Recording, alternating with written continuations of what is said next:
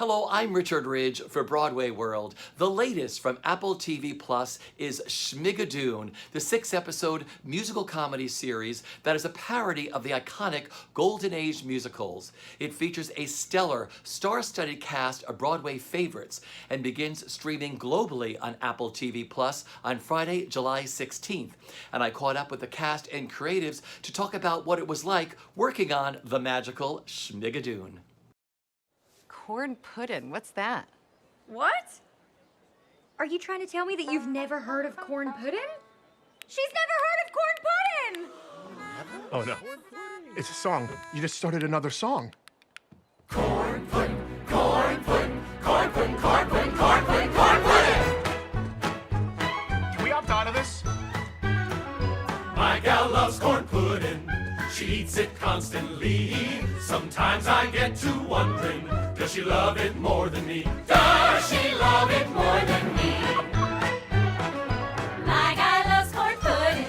I got the recipe. So if he wants my pudding, he'll have to marry me. Oh, he'll have to marry me. You put the corn in the pudding and the pudding in the bowl. You put the bowl in your belly cause it's good for the soul. You put the corn in the pudding and the pudding in the bowl. You put the bowl in your belly cause it's good for the soul. Who wants corn pudding? We want corn pudding. Who wants corn pudding? We want corn pudding. How proud are you of Schmigadoon? See, you shouldn't ask that question because I am going to get emotional, and especially with Cecily here. Yeah. But yeah, I mean, I could not be happier with how it turned out with our amazing cast and everybody who worked on this. I am just thrilled. It was like I said, every day on the set was like a kid in a candy shop. And I can't believe that I got to do this. They let me write the songs. Who lets a screenwriter do that, you know? And so it was just the best experience of my life, the most satisfying, and I'm so happy. I can't wait for everybody to see it. Yeah. Cecily, for you. Hard to top that. I mean, it really was. We've loved, I've loved it for as long as we've been working on it. And just every person that was involved felt like the right person. And somehow we were all there in Vancouver during a pandemic making this show. And it was that just added to how special it is. And to now get to share it. I mean, even showing the trailer to my stage manager at SNL, she just burst into tears. And she was like, this is so perfect. And it's so perfect for you. It was like, I know. And I get to saying, don't book anything. I want to be here. I want to enjoy when this show premieres, and I want to feel it. I want to feel what it feels like when this show premieres.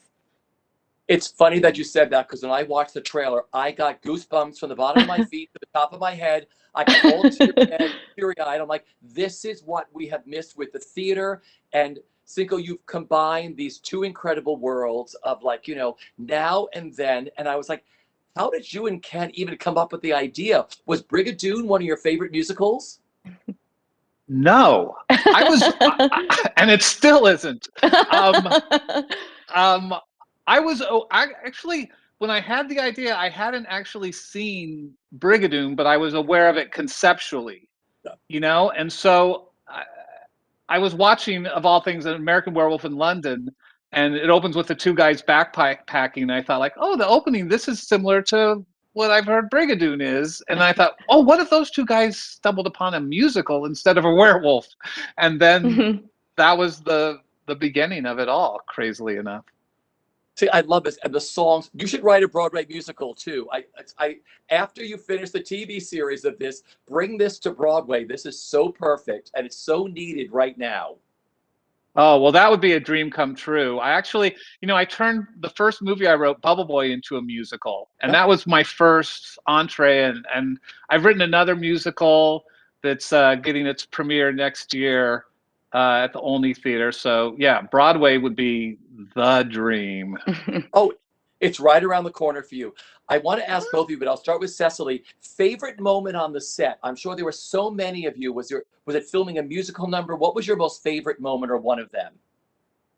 Well, I've already I've spoken about Ariana's song a lot, so I will just say there was a moment towards the end where we were filming the big last number, and it was the first and I think the only time we got to have everybody, all of our main cast and our dancers and our singers and our background, everybody on set together. And it was so special, and it was moving because it was some people's rap days, and it was like, can you believe we get to have this right now and we get to be with each other? And I just remember like laughing at nothing with Keegan so hard every time they'd say cut. We were just like, ha, you know, just these like insane kids, because just the energy in that room. And it was just so, that's going to stay with me for sure. Yeah, and I don't want to give too much away because this is towards the end of the series, but there's a moment where Keegan is crying and Cecily's crying and I'm crying. And it's just like every freaking time it got me. And I'll tell you, they are amazing actors, but I think in some cases those tears were just real. They were just really feeling the magic of that moment, and it was really just beautifully done, and it got me every time. I was a mess editing that scene. I'll have to tell you, it was by the end of the day, I was just exhausted because I'd been crying so much. It's sad.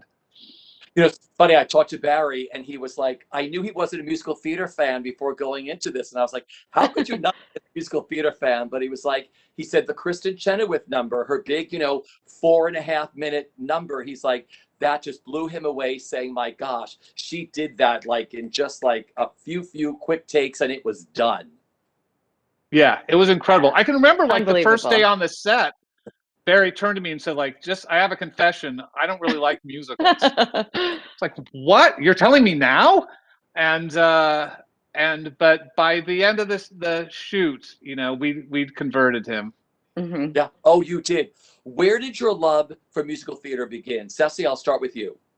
Well, my grandma, we called Scotty, when I was little, she introduced me to a lot of musicals. We'd watch movies together on VHS. We watched Oliver and West Side Story, My Fair Lady, South Pacific. I had a crush on Lieutenant Joe Cable. And then my uncle is also a producer, so I got to come to New York, and it was a thing I shared with my dad. We would do a lot of he and I would take a trip together, and I saw Secret Garden and I saw Guys and Dolls. So it's always been a part of my life since as far back as I can remember. Beautiful. Cinco, for you. Yeah, I mean, my story is very similar, was my mom played cast recordings all the time when I was a little kid, and particular Camelot, South Pacific, Guys and Dolls, and Oliver. Those are the ones I remember. And Keegan and I also have a very similar experience where we both saw Oliver when we were really young, and Consider Yourself blew us both away. And I remember I just went home singing. I wanted to be the Artful Dodger so bad, and I would just sing that song in my horrible British accent, driving everybody nuts. And it just somehow, the musicals hit me really early on, and I loved them. And there's a point in my life when I thought I was too cool and I resisted them, but ultimately they pulled me back in. Got it. Finally, I got to wrap up, but just very, very quickly, what do you hope audiences walk away with? Cecily, I'll ask you first. I hope they walk away having smiled for 6 episodes, and maybe laughed when they didn't think they would, and cried when they didn't think they would. And I hope we made them feel good for 6 episodes. Cinco, for you. Yeah, I think it's all about joy and hope and believing in something, in the goodness in people's hearts and the potential for us all to be better than we are. That's really what's all about for me. So I would love if people were feeling that same thing. Leave me alone! All I said is we should bail on the hike. I didn't mean us in general. I just meant the hike. You don't want to make our relationship better? Our relationship is fine. What's that? Church bells? Schmigadoon? Welcome to our little town. Where friends are all you'll meet. Must be something they do for tourists. Hey, everyone! Hey there, Pete! Can we go now? Already? What? We can't leave. It's like magic. We're in an actual musical. Please, God, no. Everybody!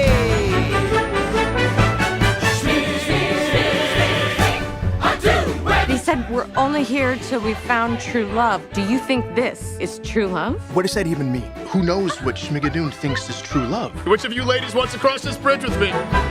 You want to try with other people? We're the men. What a beautiful couple you two made. Stop it. You are stunning. Compared to you, I'm a barefoot mess. Ah! Let's go find your shoes, shall we? There's hope for all, whether great or small. There's no flaw, no wrong. Bring your cameras home and we party. We're stuck here forever. You're just going to give up? We're smart. We found our way out of IKEA. We'll find a way out of here. Ladies, can I get a cackle?